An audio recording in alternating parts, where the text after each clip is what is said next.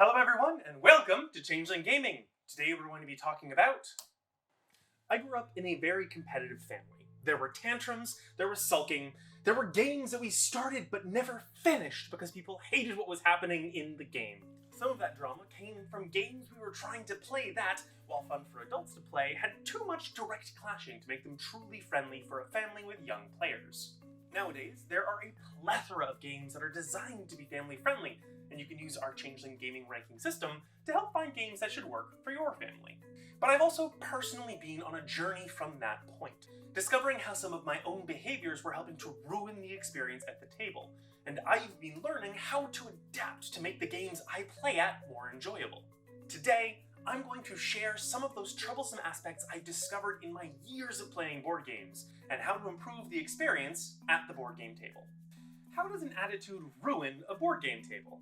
When a player at a board gaming table has an aggressive, petty, or unpleasant attitude, their negative behaviors affect all the other players at the table in a significant way. Whether they are aware of it or not, their words and actions are seeping into the experiences of the other people around them, because as social creatures, human beings tend to sync up emotionally with those around us, whether we mean to or not. This makes the experience of playing a board game with these kinds of people much less engaging for everyone who is just trying to enjoy themselves. Overall, the most important shift I would stress is that whatever the underlying cause for a player's unpleasant actions at the table, they should remember that people come together to play games for fun, because they like spending time with other people and having a good time all together. Ultimately, if you or another player at the table isn't enjoyable to play with, that's going to cause tension. So try to let go of whatever stress is holding that joy at bay and relax into the game and the experience it provides. There are many reasons for the underlying issue of bad behavior at the board game table. So let's take a look at 5 reasons why a player might be unintentionally ruining a board game table and how they can try to fix it.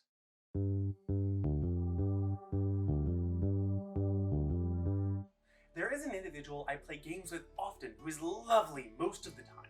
While they're doing well in the game, even if not quite in a winning position, they're a great person to play with. But when they're losing, there's a lot of whining, moping, and I'm never gonna do well at this, you're so much better, it's unfair.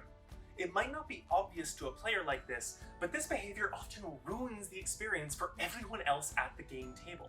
While it is understandable that feeling like they don't understand the game or can't compete effectively is frustrating, making this everyone else's problem by loudly proclaiming their issues with the game doesn't help. If anything, it's going to drive their fellow players away, who won't want to play in that environment. Instead, I would recommend focusing on either what is going well in the game, or asking for help from a player who has a better understanding of the game. While not always possible, the vast majority of the games at the lower levels of the Changeling Gaming system are perfect for asking for help from the other players at the table, even your competitors. And if the competitors are coming to the table with an attitude aiming to have fun, then they'll likely be more than happy to help guide a struggling player so that everyone at the table is having fun, as opposed to just the few who have more intuitively grasped its rules.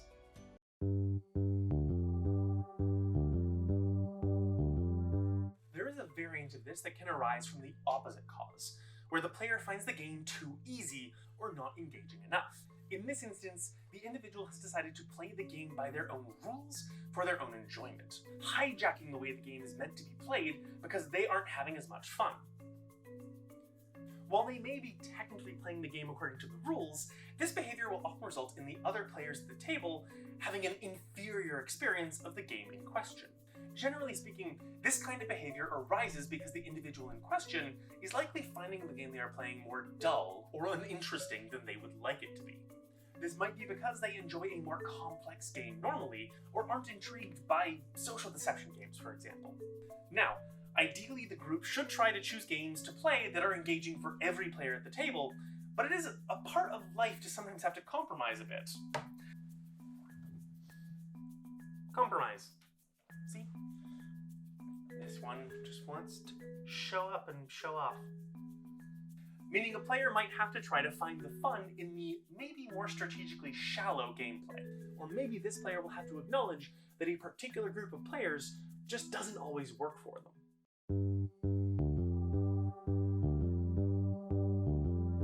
Sometimes it isn't one player's actions that are the problem, but a group of players picking on another player, either for being too good at the game or being an easy target. I have been on the receiving end of this. There is a group of friends that I like to play Lords of Waterdeep with. This is a game that I am quite good at, and there are mechanisms within it for attacking and hindering other players at the table. Often, the other players at the table will target me as a result, to slow me down and give them a chance of catching up and winning. Now, this is a perfectly reasonable approach to take. It is, after all, a mechanic within the game meant to help balance the game between the various players.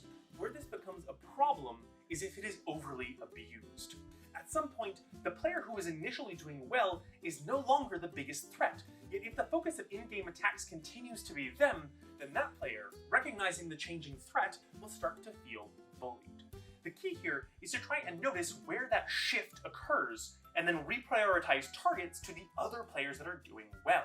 If that initial player begins to pull ahead in points again, they can always be retargeted.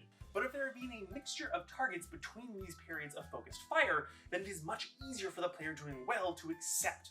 If the player in question is just an easy target because they are struggling with the game, then the other players are putting their success above the enjoyment of everybody at the table.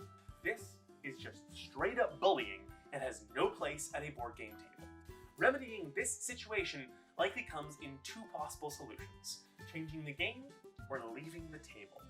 If a player routinely struggles at the games being brought to the table, then those aren't the right games for that table, unless the other players are willing to help out the player that is struggling instead of targeting them. If the hostile players are unwilling to compromise on their success and fun, then the best solution for the bullied player is just to leave that table and find people to play with who will be supportive and fun.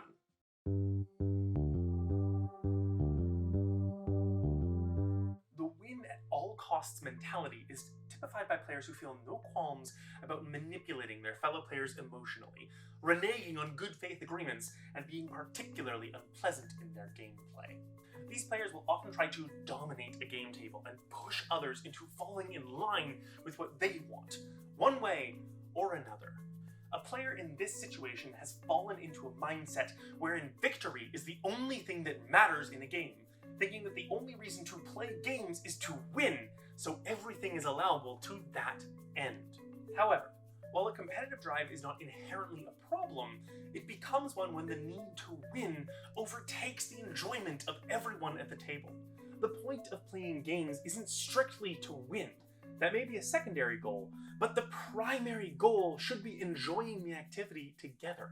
If a player likes being competitive, then by all means, they can try to play their best possible game, but they should aim to do so without involving any elements that are not core to the gameplay experience.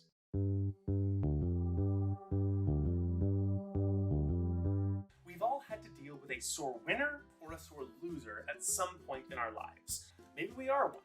I know I used to react much more strongly to winning or losing than I do now. It is normal to enjoy winning and be bummed out by losing. Everyone likes to win and hates to lose, as a result of how human society has been built.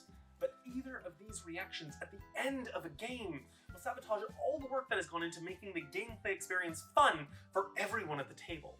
After all, people tend to recall the emotions from the end of an experience as the last lingering flavor, and this can be easily soured by a sore player. Starting with the sore loser, this is where a player who has lost might throw a tantrum or sulk after losing, becoming despondent and grumpy once the results of the game are revealed. Ultimately, this reaction comes down to a player putting too much pressure on winning the game, and upon losing, seem to think they're a failure, unworthy, or some other negative self-expression. To get out of this mindset, first, learn to accept that the game is just that, a game, and not a reflection of anything else on themselves. Second, focus on the experience of the game as a whole, and not just the final output. The goal is to enjoy the process of playing and figuring out how the game or fellow players operate, and then also identifying and improving at the gameplay itself. Learn to focus on which actions went well and what moments felt good, as opposed to looking at the end result and gauging the success of the entire game on the end state. Looking at the sore winner, they have a tendency to revel excessively in their victory, focusing on their brilliance and success to the exclusion of everybody else. It is very easy to feel superior at the end when every aspect of a game has come through in a way that worked for the winner, but this selfishness hurts the other players at the table by excluding them from the end state. Instead, I would suggest highlighting the plays everyone at the table made, remembering how that one die roll might have changed everything, and staying humble in victory. Satisfaction is never a problem, and hopefully winning has been a good feeling, but draw every other player into that satisfaction through celebrating the moves they made effectively, and how their strategies and choices posed a worthy challenge the victor had to overcome. Even in a lopsided victory, helping identify what went well for the losing players will provide the positive reinforcement that'll keep them coming back. And keep in mind that in either of our two cases, if the same player won every time, playing games would certainly get a lot duller for that player. Learning how to deal with losing games is key to becoming a good board game companion and being able to engage in a positive and entertaining manner with your fellow players.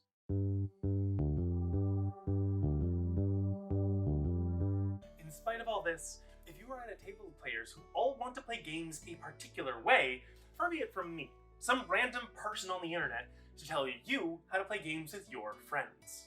However, if you find that there is tension at your table, or if you find yourself being invited to board game nights less frequently, or having fewer folks accepting your invitations, then consider what's been discussed in this video.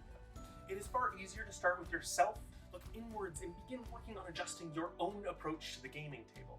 If you have dealt with your own attitude first, then consider forwarding this video to another player who may be causing problems at the gaming table, and hopefully in time we can all enjoy our hobby even more. If you want to hear our thoughts on specific board games, you can find all our board game reviews on our Patreon, link in the description.